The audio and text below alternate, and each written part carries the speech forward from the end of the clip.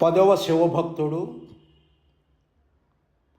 తిరుక్కురుప్ప తిరుక్కురుప్ప తొండనాయనారు.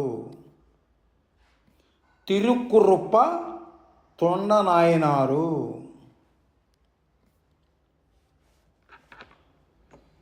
కాంచీపురమందు శివభక్తుడగు రజకుడు ఒకడు నివసించుచుండెను. అతని పూర్వీకులందరూ శివసేవకంకితమైన వారు. అతని హృదయము భక్తిమయము, ప్రవర్తన ఆదర్శప్రాయము. అతడు చిన్ననాటి నుండి త్రికరణ శుద్ధిగా శివుని ఆరాధించుచు శివభక్తుల హృదయం అందలి కోరికలను వెంటనే తెలుసుకుని వాడగుటచే అతనికి తిరుక్కురుప్ప తొండార్ తిరుక్కురుప్ప తొండార్ తిరుక్కురుప్ప తొండార్ అని పేరు కలిగెను. అతడు ఊరిలోని వారందరి గుడ్డలను ఉతికి సేవ చేయుచుండెను. నిజముగా అతడు ఒక మహారజకుడు. అతని కీర్తి మాటలతో వర్ణింపజాలనిది. కేవలము శివనామము చేతనే హృదయము ఉప్పొంగు శివభక్తులకు సేవాపూర్వకముగా సంతోషముగా వారి వస్త్రములను ఉతికి అతడు సంతుష్టి నందువాడు. భక్తుల వస్త్రముల మాలిన్యము ఉతికి వేసినప్పుడు పూర్వజన్మముల నుండి పేరుకొని ఉన్న తన త్రిదోషములను తప్పక కడిగి వేసుకొని ఉండును. శివుడు ఆ భక్తుని మహిమను లోకమునకు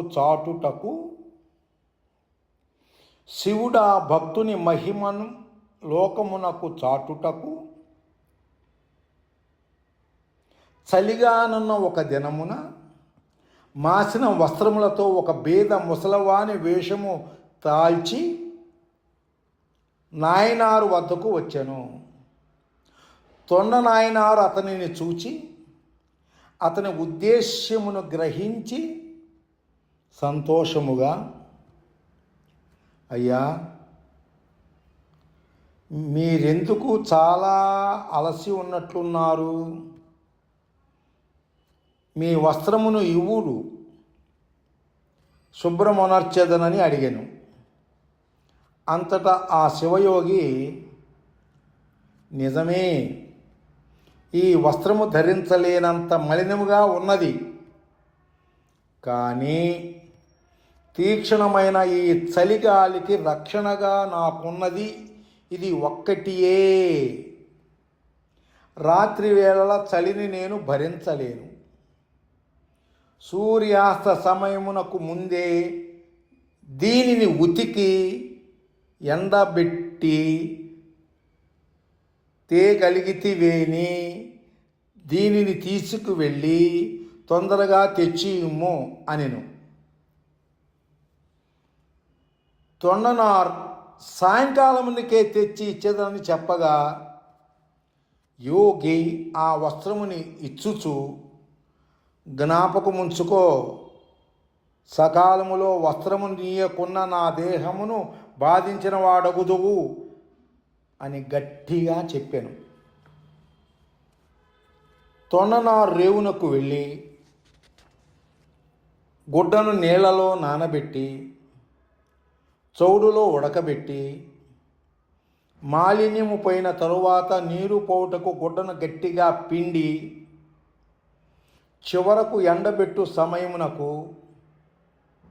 పరమేశ్వరుని మాయచే కొండపోతగా వర్షించెను. శివయోగికిచ్చిన మాట గుర్తుకు వచ్చి నాయనారు దిగ్భ్రాంతి చెందెను. వర్షము తగ్గునటులా కనుపింపకపోవుట చూచి నిర్ణీత సమయము దాటినది. శివయోగి దేహమునకు నేను బాధ కలిగించి తిని, ఈ దోషమునకు నా తలను చాకి బండకు వేసి పొగులగొట్టుకొనుటకు ఒక్కటియే పరిహారము అని తలంచెను. అతడట్లు చేయబోవా ఉమాదేవి చేతి కంకణపు చిహ్నములు గల పరమశివుని హస్తము బండ నుండి పైకి వచ్చి నాయనారుని తలనెత్తెను.